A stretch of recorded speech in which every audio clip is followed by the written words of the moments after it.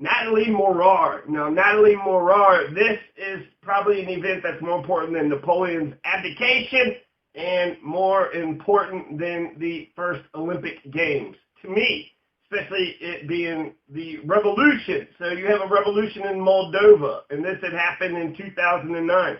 April 2009, Moldovan parliamentary election protest. So this was, amazing. They called this the Twitter revolution, but most people, especially the Romanians, they call it the Chisinau revolt. Chisinau, which is the capital of Moldova, of course, which everybody knows. Chisinau is the capital of Moldova. You remember when we were kids, you know how potatoes used to be exciting? You heard about, a baked potato, and you're like, oh my God. You couldn't wait for it. But now potatoes are just so bland. They're just so, just plain, bland. But not anymore, okay? Because of potato toppings. Go out and buy you some potato toppings today. This is brought to you by Concord Foods, which is out of Massachusetts. It's a combination between onions and chives, butter and spices. It's just a delicious, delectable blend. If you want to add some pop to your patat, go get some potato toppings. Looking at a map, I don't want to post the map because this is all going to be my own work. This is all purely my work. Moldova is in between Ukraine and Romania. It's close to the Black Sea, so this is Eastern Europe, but it actually looks like it's landlocked. There's no way it can get to the Black Sea unless it goes through Ukraine or Romania. Moldova is particularly a very interesting country.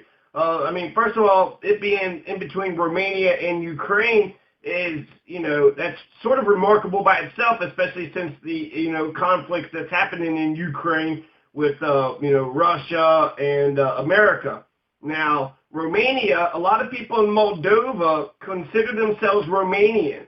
And so there's a cultural national identity crisis. Are they Moldovans or are they Romanians? And this unrest, a lot of people said, has to do with that conflict. Also important for you Puebloites.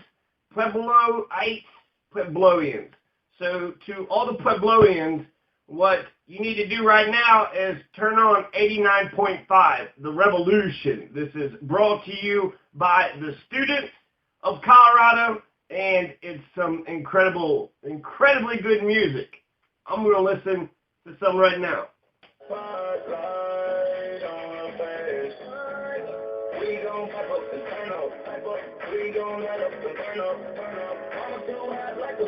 I think this is 89.9. Either it's 89.9 or it's a radio station that's close to 89.9. So listen to 89.9, The Revolution, or to one of the stations around 89.9, because that was an okay song. I wasn't,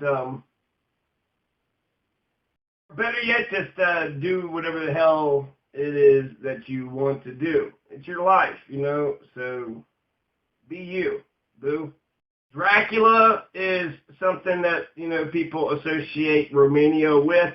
So what is remarkable, the way I understand the Moldovan crisis in 2009, was that you got Russia. Russia's just breathing, down Moldova's neck. The Communist Party has been in power since 2000, and so in 2009, the Communist Party barely retained power. They won by like 50.1%. So it was such a tiny margin, they called for a recount. They're the party in power.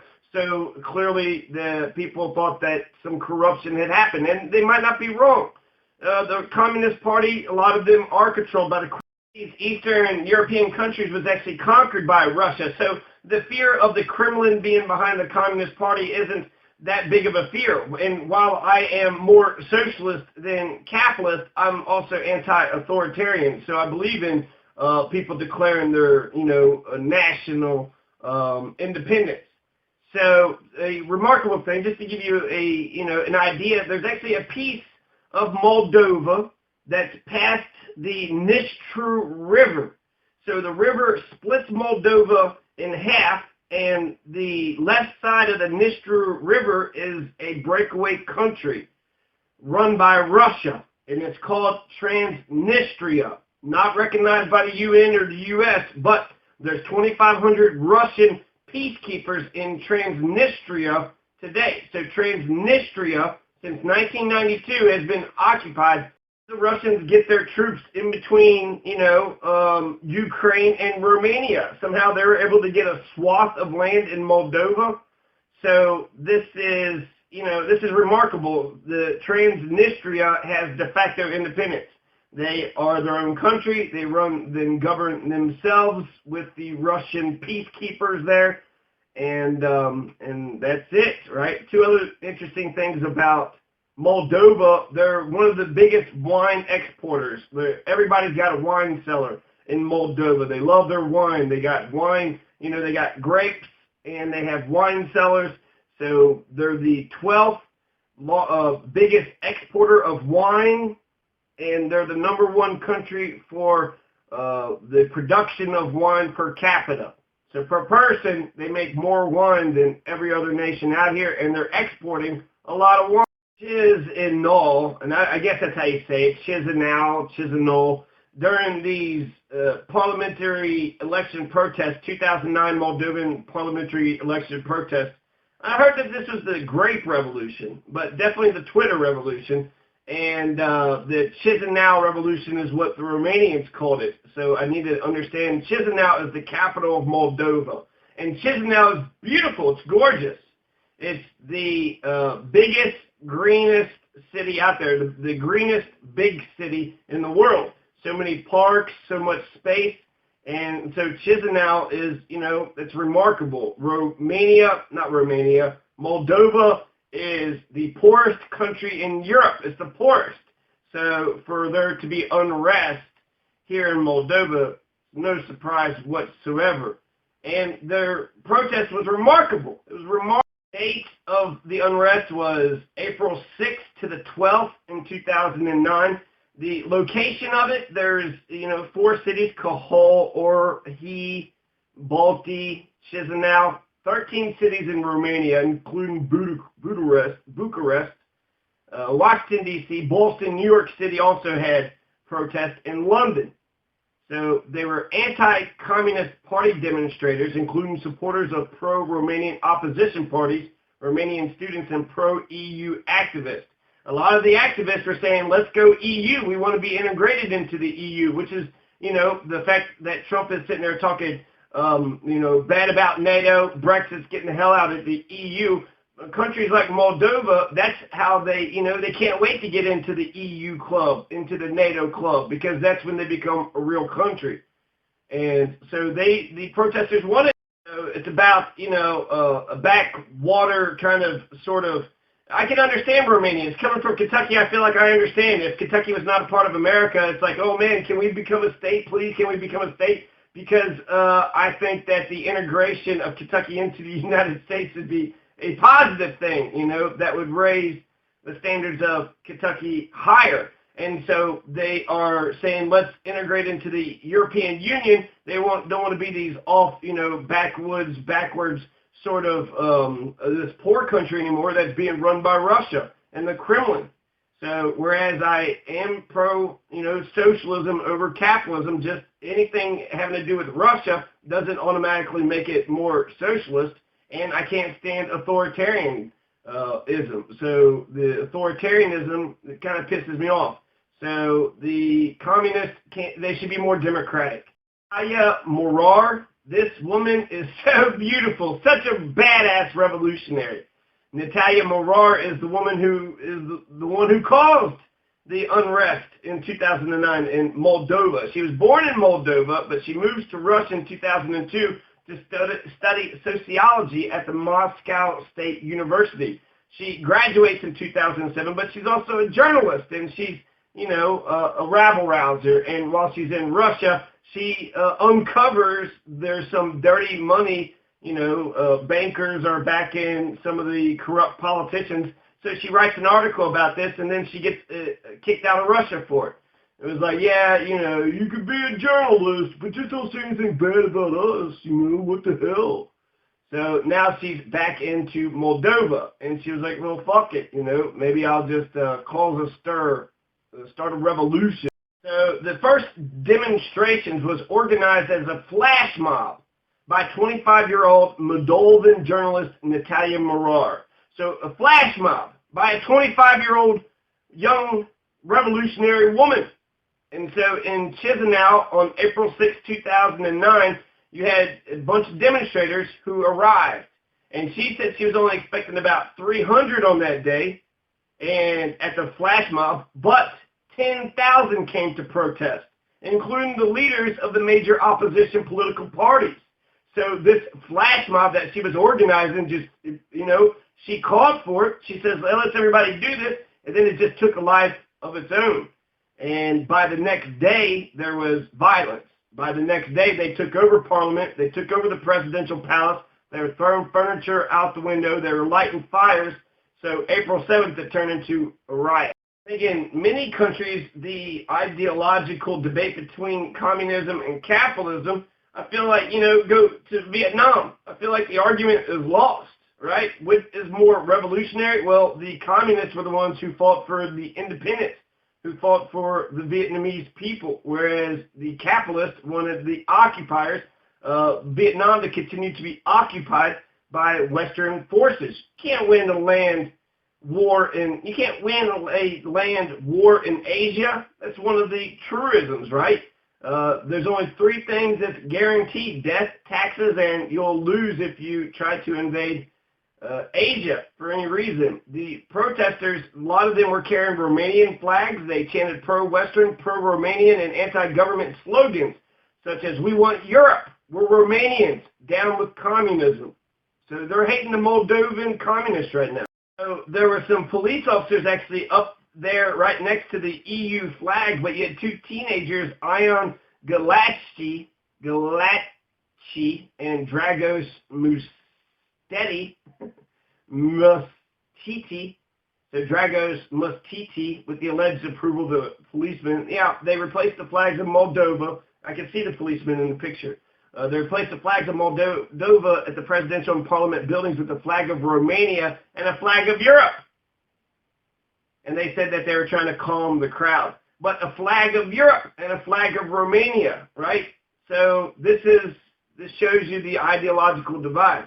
I think it's just that the Kremlin has too much influence. The Communist Party is too authoritarian. They've been in power since 2001. Let's have, a peaceful transition of power. Let's have more democracy. Let's have new leadership. Let's get some new blood in here. There were 4 people who actually died, 4 protesters, and they were all suspicious.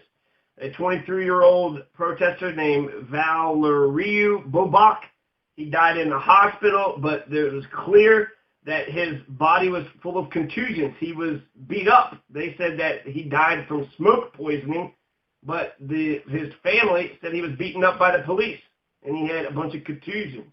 Another protester, Ion Tabuliak, had multiple wounds and fractures and was dumped from a car belonging to the Moldovan Ministry of Internal Affairs. Again, the police seemingly killed Ion Tabuliak, just like they killed Valeriu Bobac. And the body of a third protester, Eugen Tapu, was handed to relatives by the police on April 16th, and the official cause of death was given as suicide. So the police said it's suicide by hanging, but the family disputes this. The family doesn't believe this. They didn't see any marks on his neck. So how could he have hung himself if there was no marks on his neck? There should be bruising, and his neck should have snapped, right, if he did it right. Now, that's what the family says. Then you also have another man, Maxim Kanasev, who died on April 8th, and he was found with his spinal column broken in the lake. And Giddig Hitchi High Sea in the Giddig High Sea Lake. So they found him in the lake with the severed spine. So these are martyrs to the revolution. All 4 of these people are the very suspicious circumstances. Natalia Morar, she calls for this flash mob right on April 6th, and it turns into this big riot, and it turns into these, prolonged protests. So now what happens to her? Well, once it turns violent, she's sitting there trying to tell everybody, through her channels not to be violent. So she's denouncing the violence. That isn't what she was trying to do. And she urged them to stop. On April 9th, she was officially charged by the Moldovan government with calls for organizing and staging mass disturbances. That's the charge. She called for organizing and staging mass disturbances. A disturbance, that's not a fucking crime. She's put under house arrest, too. But when she's put under house arrest, she's going from friends to friend's house because they had, she didn't want to be caught by the authorities. Now, the new government gets in there, and on November 11th, 2009, so the same year, many months later, the charges against Natalia Morar are dropped. The chief prosecutor, Valerio Zubko, dropped the charges against Morar and 3 others, including Gabriel Stati, who was a son of Moldova's richest businessman. So maybe that's why, she was forgiven, since Natalia Morar was, in cahoots, working in cahoots with the son of one of the Moldovan aristocrats. What happened with the political party? What happened with the election? What did happen, with this? So there was snap elections were held after this. So there were new elections in the July 29th polls. Again, the Communist Party had won, but with 40. This unrest had made Moldova very polarized. They weren't able to elect a new president. Parliament could not decide on a new president because it's a parliamentary system, so the people vote for the political parties, and then the political parties organize themselves, build coalitions, and decide their own president. So the people didn't even decide the president, they decide the parties, which is just how parliamentary democracies work. Now, the parliament was dissolved, snap elections were held, July 29th. The polls were again won by the Communist Party, 44.7%. Now they gave them, I don't know, the seats are, a bunch of numbers here.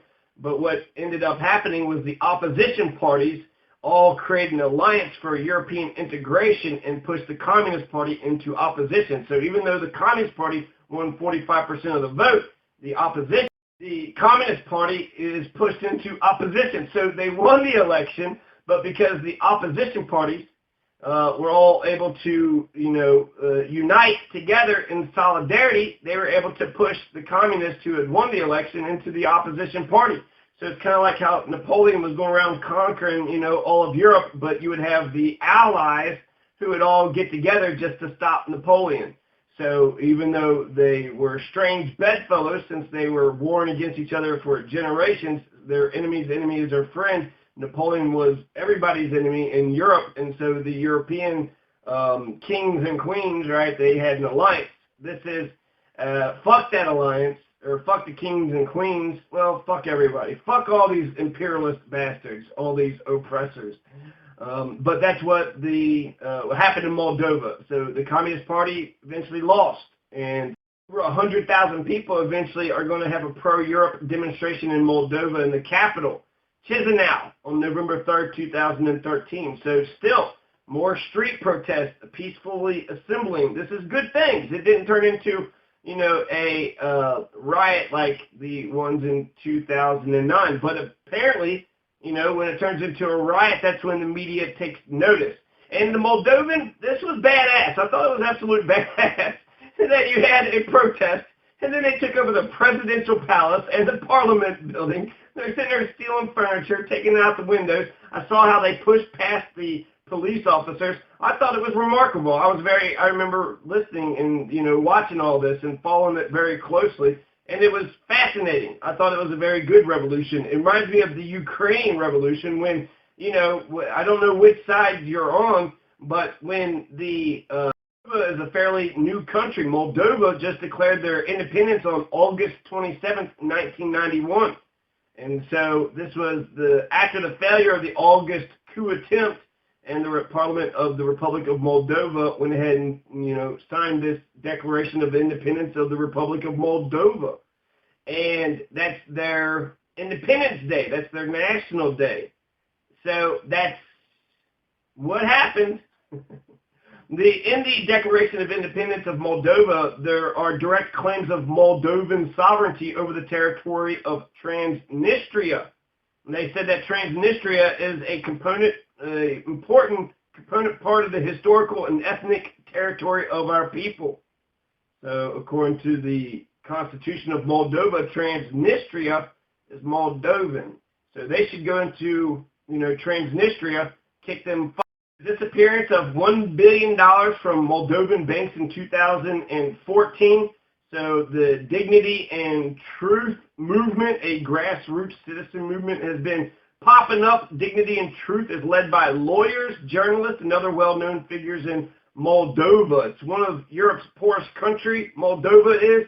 Unification with Romania is seen as a solution to its political, economic, and social crisis, but also in the context of the tensions of neighboring Ukraine.